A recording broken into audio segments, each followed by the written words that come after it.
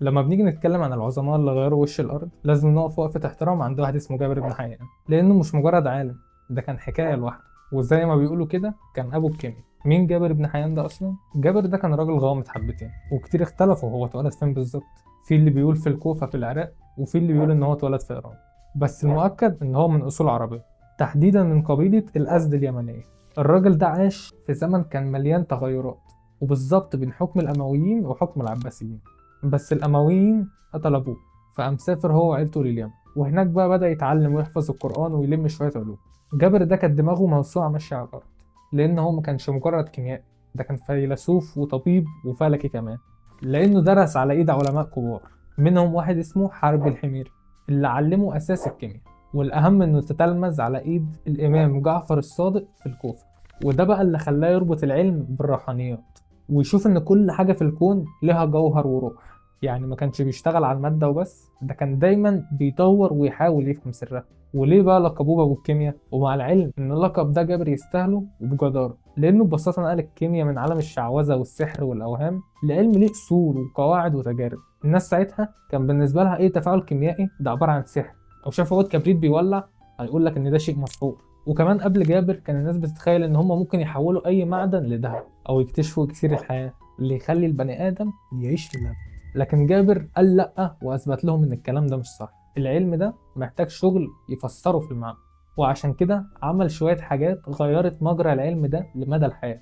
جاب التجربة للمعمل، وقال إن اللي ما بيعملش تجارب ما بيوصلش لأي حاجة. يعني كان بيسجل كل خطوة وبيلاحظ كل تغيير، ويكرر التجربة كذا مرة عشان يتأكد إن هو عملها صح. ودي بقى أساس أي معمل كيمياء بتشوفه النهاردة. وكمان اخترع أدوات كيميائية بتستخدم لحد النهاردة زي الإنبيك والقرع، ودي مواد تخطير مهمة جدا فصل بها المواد عن بعضها. وحاجات تانية كتير بنستخدمها لحد دلوقتي. وكمان اكتشف الأحماض القوية، هو أول واحد حضر واكتشف حمض الكبريتيك، واللي سماه بالمناسبة زيت الزاج، وحمض النتريك، وحمض الهيدروكلوريك، وعمل حمض أكواريجيا اللي بيدوب الدهب. الحاجات دي فتحت أبواب للصناعات والأدوية ما كانتش موجودة قبل كده.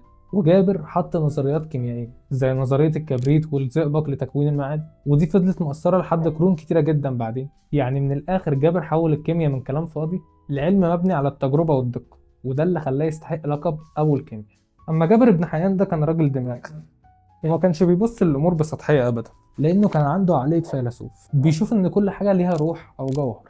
وده اللي خلاه يربط الكيمياء بالفلسفة والتصوف. كان بيقضي ساعات طويلة مقفول عليه في معمله، بيسخن ويقطر ويجرب ويدون، كأنه بيدور على أسرار الكون، مش مجرد تفاعلات كيميائية في إزازتين ولا حاجة. والناس زمان كانوا بيخافوا منه شوية، لأن كان في اللي بيقول عليه ساحر، وفي اللي كان بيقول عليه بيحضر جن. بس الحقيقة إن هو كان بيحضر العلم من قلب المادة بكل إتقان، لأنه كان شايف إن الإنسان يقدر يغير المادة، بس لازم يكون فاهمها من جوه قبل ما يكون فاهمها من بره. بس تأثير جابر ما وقفش عند العرب بس، ده سمع في أوروبا كلها. كتب اترجمت للغة اللاتينية في العصور الوسطى، وساعتها الأوروبيين كانوا بيسموه جابر، غيروا الاسم يعني، واعتبروه الأستاذ الأول في الكيمياء. علماء كبار من اللي هم من اللاتينيين دولت اسمه لافوزي أو لافوازي، يعني اللي جاي معاك، اللي هو أبو الكيمياء الحديثة اللي كان في الغرب، استفادوا بشكل أساسي من أفكار جابر، لأن هو اللي خلاهم يفهموا يعني إيه منهج تجريبي، ويعني ايه ادوات معمليه، وازاي يستخدموا الاحماض والقلويات. وبكده يكون جابر هو حجر الاساس اللي اتبنى عليه العلم اللي احنا لحد دلوقتي بنذاكره في المناهج،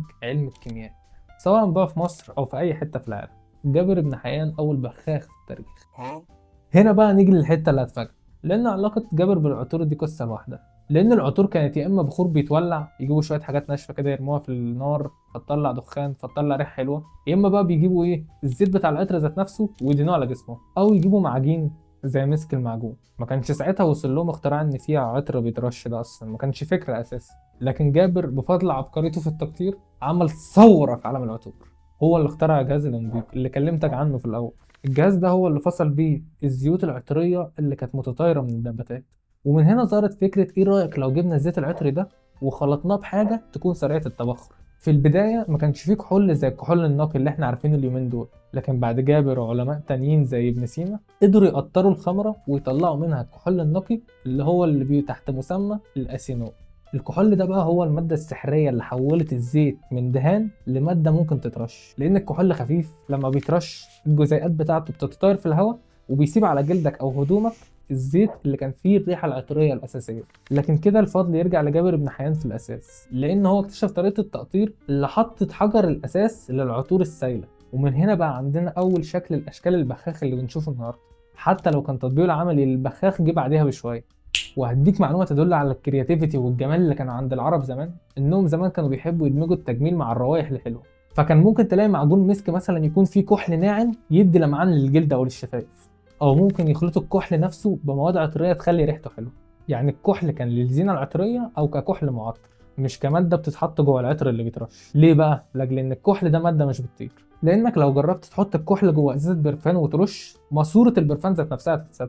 والخلاصه جابر بن حيان ما كانش مجرد عامل، ده كان فيلسوف ودايما بيجدد جلده، ما سمعش مجرد علم بتاع ناس زمان ومشي عليه، هو اللي بنى العلم من جديد ونقل الكيمياء من عالم الخرافه لعالم التجربه، وفتح ابواب للعلوم وصناعات كتيره قوي جت من بعده، منها الاول والاساسي صناعه العطور. وكل بخه عطر بتستخدمها النهارده فيها نفس من عبقريه الراجل ده اللي علم العالم كله يعني ايه كيمياء حقيقيه.